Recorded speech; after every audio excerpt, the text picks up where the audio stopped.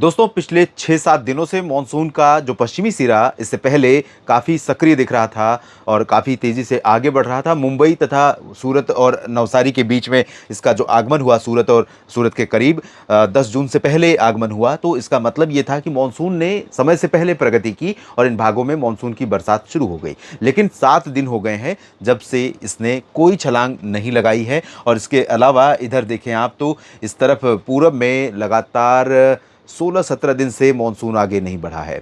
31 जुलाई को मॉनसून यहाँ पर पहुंचा था। ये लाइन है 31 जुलाई की और इसके बाद से यहाँ पर प्रगति नहीं हुई है। पूर्वोत्तर भारत में समय से पहले आगमन हुआ था, मुंबई में समय से पहले आगमन हुआ, गोवा और महाराष्ट्र के तमाम इलाकों में समय से पहले पहुंचा, लेकिन अब ये डिले हो रहा है। 15 जून की ये लाल लाइन दिख रही है आपको, ये लाल लाइन, और इस लाइन तक हम अभी नहीं पहुंच पाए हैं, जबकि हम आज 16 जून में खड़े हैं। यहाँ पर आप देखें 10 से 15 जून के बीच में बिहार का पूर्वी रीजन, झारखंड का पूर्वी हिस्सा और पश्चिम बंगाल का गंगेय क्षेत्र, ओडिशा, छत्तीसगढ़, महाराष्ट्र का पूरा रीजन, ये सब कुछ कवर हो जाता है, लेकिन इस बार अभी तक नहीं हुआ है। और अगले 3-4 दिनों में अनुमान है कि मॉनसून प्रोग्रेस करेगा और एक लंबी छलांग लगाएगा, इधर से भी और पूरब से भी तथा पश्चिम से भी आगे बढ़ेगा। गुजरात के और भागों में इसका आगमन होगा। फिलहाल मॉनसून के डिले होने की वजह बहुत सारी हो सकती है। एक वजह जिसका जिक्र हम लोग शुरुआत में ही कर रहे थे कि इंडियन ओशन डायपोल इस बार काफ़ी सक्रिय रहेगा शुरुआती समय में, और उसके चलते जो पश्चिमी घाट हैं वहाँ पर बरसात ज़्यादा होगी। तो पश्चिमी घाट पर यहाँ पर बरसात हो गई है, एक स्पेल आ गया है, लेकिन अभी 9 जून से पहले तक जो है इंडियन ओशन डायपोल की स्थिति, जो समुद्र की सतह की तापमान था वो सामान्य से ऊपर बना हुआ था। लेकिन अभी परिस्थितियाँ थोड़ा सा बदल रही हैं और अभी सिग्नल उसके पॉजिटिव होने के नहीं है। जहाँ तक एल नीनो की बात है, एल नीनो भी न्यूट्रल फेज में पहुंच चुका है। पैसिफिक ओशन में, प्रशांत महासागर में समुद्र की सतह का तापमान औसत के आसपास है, ना नीचे ना ऊपर, और लानिना की कंडीशन भी नहीं है, इसलिए बहुत ज़्यादा सपोर्ट या कह सकते हैं कि ये दोनों सिस्टम, आईओडी और एल नीनो, दोनों ना तो भारत के मानसून को इस समय सपोर्ट कर रहे हैं ना कमज़ोर कर रहे हैं। बाकी वेदर फीचर जो खुद बंगाल की खाड़ी और अरब सागर के होते हैं, इन दोनों जगहों के अपने खुद के वेदर फीचर होते हैं, जिसमें सर्कुलेशन बनते हैं, लो प्रेशर बनते हैं, तब मानसून थोड़ा सा गति पकड़ता है और बरसात ज़्यादा होती है। तो अभी फिलहाल कोई ऐसा सर्कुलेशन या प्रभावशाली सिस्टम बनता हुआ यहाँ पर नहीं नज़र आ रहा है, इस वजह से भी कमज़ोरी है। दूसरी वजह यह है कि हीट वेव चल रही है लगातार और पश्चिमी हवाएं अपना जमकर प्रभाव दिखा रही हैं, जिसके कारण भारत में पूरब से मानसून आगे नहीं बढ़ पा रहा है। यहाँ पर पिछले 24 घंटों के तापमान की स्थिति देख लेते हैं। हमीरपुर सबसे गर्म रहा था 46.1 डिग्री, झांसी में 46.1 डिग्री, यहाँ पर 46.2, और झांसी में 46.1 डिग्री सेल्सियस तापमान रहा। प्रयागराज में 46, वाराणसी के बाबतपुर में भी 46 तापमान रहा। 45.8 डिग्री सेल्सियस पारा रहा कानपुर और पिलानी यानी राजस्थान। डाल्टनगंज में 45.7 और 45.6 डिग्री पारा डेहरी में। गया में 45.5 और 45.4 डिग्री सेल्सियस तापमान खजुराहो और उरई में रिकॉर्ड किया गया। ये पूरा बुंदेलखंड रीजन है, जिसका जिक्र मैं पहले से कर रहा हूँ कि दक्षिणी उत्तर प्रदेश और उत्तरी मध्य प्रदेश, ये दो सबसे ही ज़्यादा गर्म होने वाले हैं आने वाले समय में। रोहतक में 45.3 और 45.2 चूरू और गंगानगर में रहा। पटियाला में 45.1 और 45 डिग्री पारा रिकॉर्ड किया गया है। बुलंदशहर न्यू दिल्ली के पालम में और 44.9 वाराणसी में रहा शहर में, जबकि फुर्सतगंज में 44.8 और 44.7 हिसार में रिकॉर्ड किया गया। तो ये स्थिति तापमान की रही है। बारिश की स्थिति देख लें। चेरापूंजी में पिछले 24 घंटों में 3 अंकों में 441 मिलीमीटर की अति भारी बारिश रिकॉर्ड की गई है। इसे एक्सट्रीमली हैवी रेनफॉल कहा जाता है। और अगर शुरुआती समय में तो मुझे इस आंकड़े को देखकर संदेह हो रहा था, लेकिन मैंने कई जगहों पर वेरीफाई करने का प्रयास किया। हालांकि लोकल मेट डिपार्टमेंट या लोकल किसी करेस्पॉन्डेंट से बात नहीं की है मैंने मेघालय में, लेकिन आंकड़े जो वेबसाइट्स पर अवेलेबल हैं, मेट डिपार्टमेंट पर भी, ओजीआई पर भी, सभी जगहों पर यही आंकड़ा आ रहा है। तो ये आंकड़ा मानसून के पूरे 4 महीने के सीजन में, जहां राजस्थान में जितनी बारिश होती है उतनी 24 घंटों में बारिश रिकॉर्ड की गई है। कूच बिहार में 108, धुबरी में 81, कलिम्पोंग में 65-63 मिलीमीटर, पोरबंदर में, सिलीगुड़ी में भी 63 मिलीमीटर बारिश हुई है। मजबत में 57-50 हुई है। हैफलॉन्ग में, बालासोर में 48-46, मोरमुगांव यानी गोवा और फोर्ब्सगंज में 40-39, सिलचर में 37 हुई है। जलपाईगुड़ी, जलगांव में 30, क्योंझारगढ़ में 30 और संबलपुर में 27, 26 झारसुगुड़ा में, अमरेली में 25 और 24 शिलांग तथा बांकुरा में 21 मिलीमीटर की हल्की से मध्यम वर्षा रिकॉर्ड की गई है। तो आप देखें 20 शहरों का तापमान, 20 शहरों के बारिश का आंकड़े हैं ये।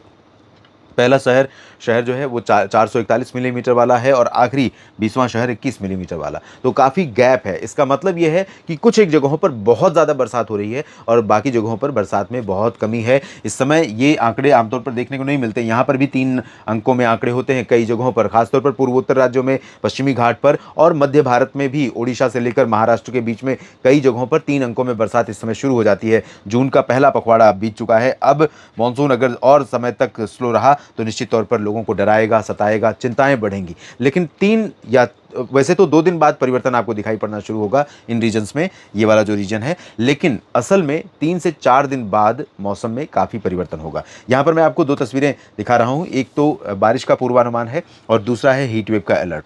तो ये आज की स्थिति है। आज आप देखें तो पंजाब से लेकर हरियाणा, उत्तर प्रदेश का पूरा रीजन और इधर बिहार, झारखंड और पश्चिम बंगाल के गंगीय क्षेत्र, गंगीय क्षेत्रों में रेड अलर्ट तो नहीं है, लेकिन बिहार, झारखंड में रेड अलर्ट है। इन भागों में हीट वेव का रेड अलर्ट। हिमाचल, उत्तराखंड, मध्य प्रदेश, इन भागों में यहाँ पर रेड अलर्ट नहीं बल्कि ऑरेंज अलर्ट किया गया है हीट वेव को लेकर के। यहाँ पर बारिश का अलर्ट है। इसके बाद स्थिति देख लेते हैं 17 जून की। 17 जून को ये रहा 17 जून का फोकास, 17 यानी कल।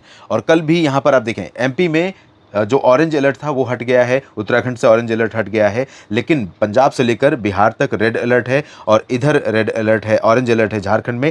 बाकी जगहों पर ऑरेंज अलर्ट है, राजस्थान में भी, मध्य प्रदेश में भी, छत्तीसगढ़ में भी। और छत्तीसगढ़ में जो अलर्ट आप देख रहे हैं इसमें बारिश का अलर्ट भी है और हीट वेव का उत्तरी क्षेत्रों में। और ओडिशा में जो है बारिश का अलर्ट है, पश्चिम बंगाल में हीट वेव और बारिश का भी अलर्ट शुरू हो रहा है। हालांकि 17 जून को बारिश का अलर्ट रहेगा ऐसी सिचुएशन लगती नहीं है। हाँ, कुछ बादल यहाँ पर बनने शुरू हो चुके हैं। पूर्वोत्तर भारत में हैवी रेन का अलर्ट है जिसमें अरुणाचल भी शामिल है, सिक्किम, उप हिमालय, पश्चिम बंगाल, असम, मेघालय और आसपास के क्षेत्र भी शामिल हैं। तो ये स्थिति 17 की रही। और 18 की स्थिति देख लेते हैं दोस्तों। 18 की ये रही 18 की स्थिति। 18 को तीसरे दिन जाकर के रेड अलर्ट का जो दायरा है वो कम हो रहा है। पंजाब, हरियाणा में थोड़ा कम हो रहा है। यहाँ पर बारिश की संभावना भी बन रही है। 18 को इसलिए बारिश की संभावना बन रही है क्योंकि एक WD यहाँ पर आ रहा है और 17 से लेकर 18 के बीच में यहाँ पर ठीक ठाक बरसात, कुछ जगहों पर बादल बनेंगे, बारिश होने की संभावना बनेगी, पहाड़ों पर भी, कुछ मैदानी क्षेत्रों में भी। और यहाँ पर आप देखें राजस्थान में येलो अलर्ट रहेगा हीट वेव का, और यहाँ पर बिहार में हीट वेव का, बिहार नहीं झारखंड में, और बिहार में ऑरेंज अलर्ट रहेगा। जबकि उत्तर प्रदेश में लगातार तीसरे दिन 18 जून को भी रेड अलर्ट जारी रहेगा, यानी 45 से 47 डिग्री का पारा यहाँ पर रिकॉर्ड किया जाएगा। पूर्वोत्तर भारत में लगातार रेड अलर्ट बारिश का बना हुआ है। 19 जून का ये मैप है। 19 जून को रेड अलर्ट हीट वेव का कम से कम कहीं नहीं दिखाई पड़ रहा है। उत्तर प्रदेश में ऑरेंज है हीट वेव का और पूर्वोत्तर भारत में ऑरेंज अलर्ट है। ये अलर्ट है बारिश का, हैवी रेन का। यहाँ पर पंजाब, हरियाणा और साथ ही साथ बिहार, ये 3 राज्य ऐसे हैं जहाँ पर हीट वेव के साथ साथ हीट वेव का येलो अलर्ट, साथ में बारिश का भी येलो अलर्ट है। तो देश के कई क्षेत्रों में येलो अलर्ट अब शुरू हो रहा है, बरसात की गतिविधियाँ शुरू हो रही हैं। इस मैप में भी देखें तो ये जो फोकास्ट है, आप कलर ग्रेडियंट से देखें तो ये जो हरा रंग दिख रहा है यहाँ पर आइसोलेटेड प्लेसेस पर बारिश है। इसके अलावा स्कैटर्ड है जो थोड़ा सा गहरा हरा रंग दिखाई पड़ रहा है। तो तमाम जगहों पर बारिश की गतिविधियाँ शुरू होती हुई नजर आ रही हैं। 19-20 जून से आपको काफ़ी हद तक राहत मिलती हुई नजर आएगी। अब आगे बढ़ते हैं और बात करते हैं बारिश की संभावनाओं के अगले 10 दिनों की। तो यहाँ पर आप देखें, यहाँ पर भी अगले 10 दिनों में ECMWF और GFS थोड़ा सा पॉजिटिव है, और पॉजिटिव है क्योंकि वो कंसीडर कर रहा है पश्चिमी विक्षोभ को भी, जिसके चलते पहाड़ों पर भी बरसात होगी और कुछ पंजाब, हरियाणा, चंडीगढ़, दिल्ली तथा west UP, central UP, Rajasthan के पूर्वी क्षेत्रों में भी बरसात होने की संभावना है। राजस्थान में हालांकि बारिश जो है WD के प्रभाव से नहीं होगी बल्कि अरब सागर से आने वाली हवाओं के चलते होगी, जो कि मानसून इधर से गुजरात के ऊपर थोड़ा सा प्रभाव दिखाएगा।